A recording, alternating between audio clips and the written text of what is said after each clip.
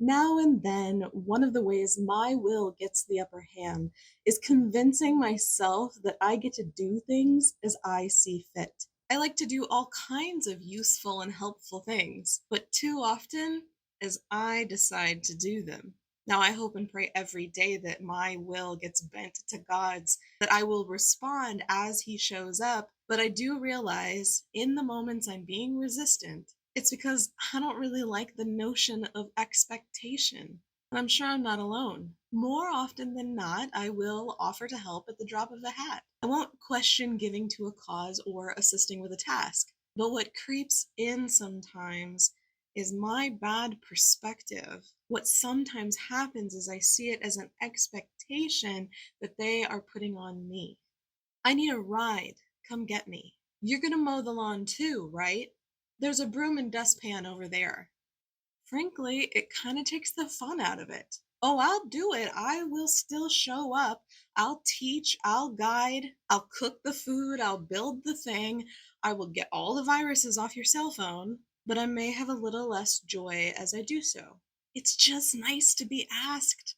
We can probably all agree that it's nice when someone doesn't just assume we will drop everything and do something for them. It's nice when they appreciate that we have made the choice to do it. So many married couples argue about dishes and vacuuming because there's this expectation instead of gratitude. Men complain that their wives don't applaud them for taking out the trash or cleaning up the living room on a Wednesday night, yet don't offer daily praise for the multitude of things that their wife does day in, day out to take care of other things. So, why don't we thank each other for going to work, for providing for the family today, for driving the kids to their appointment, for weeding the garden, raking the leaves, changing the oil, picking up the groceries? Generally, expectations. You do that because you're part of the family. You do that because it's your agreed upon chore.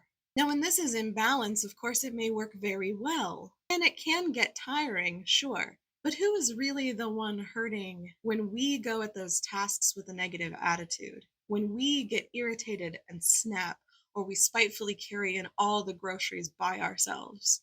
Why don't we always have the self expectation to be willing to do those things happily in order to love them, to set aside what we planned to do that night, to run to the store, to drop off the toilet paper just so we could be of help? Can we view it as a privilege? And I'm not just talking about in our homes, but everywhere, for friends, for aging parents, for church members, for strangers. We have opportunities to stop and show our own gratitude to them for all they do for us. But hopefully, we don't just help people because they've helped us. Galatians 6 9 through 10 says, "And let us not grow weary of doing good, for in due season we will reap if we do not give up. So then, as we have opportunity, let us do good to everyone." It can be one of the hardest things to show love to absolutely no personal benefit, especially if you are expecting to get it, and especially if we don't feel like they deserve it. So, what has to change in those instances? Our attitude, our expectations. Don't expect anything in return. God gives the reward. Love because we should love. Give because we should give. We are so afraid to be taken advantage of. People have spent their whole lives executing love as a transaction. I scratch your back, you scratch mine. I buy you this, you give me this next time. You do for me, I'll do for you. Two times in the Bible, Matthew and Luke, Jesus gives the ethical command: treat others as you want them to treat you. It doesn't say, then if they don't reciprocate, withdraw your love and stop doing nice things until they do. No, we are to love one another just as God has loved you. God certainly didn't pull back his love when we were rude, ungrateful, demanding, and unkind. So they don't appreciate it. So they didn't ask. So they made us feel bad last night and we don't want to deal with them today. Have you ever heard the term love the hell out of them? I don't mean love them a lot. I mean love them so much that the hell comes out. Love them so much that their hearts soften. Fill them. Pour on them the love that God pours on you. So all those little bits of evil and bitterness have no room left to breathe. God can work on them. This is about what we are supposed to do and who we are supposed to be. Is that easy? Not at all. But it is an expectation. Proverbs 3:27 to 28 says, "Do not withhold good from those who deserve it when it is in your power to help them. If you can help your neighbor now, don't say, 'Come back tomorrow and then I'll help you.'" Really, this nature of expecting comes from God. All the commands of Jesus are an expectation. We are expected to love, we are expected to obey in the moment, no matter what. And if that makes it less fun, oh well.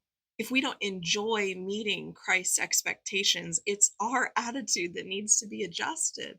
We can't wake up saying, I'll fix mom's plumbing tomorrow when I get to it, Jesus. I don't really feel like giving this time.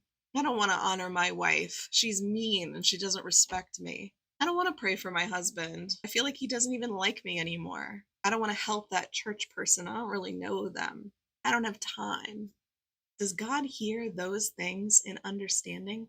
Will He still be able to bless us if we're making excuses not to be in the places that He's already blessed? Love God by loving His expectations. Serve God by living up to them. We probably all have a lot of adjusting to consider. The good news is that we don't go at this alone.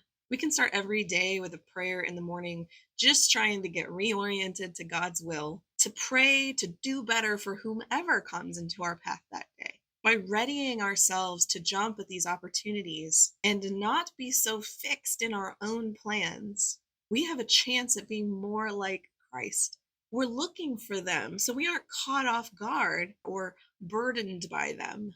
By expecting to be called on to serve, we can have a little bit more joy as a witness to God making those calls. It becomes a privilege to be used by Him, an honor to help and to love. And an unexpected outcome as we pour love onto someone is that they may start to appreciate it and may even pour it back or pour it out.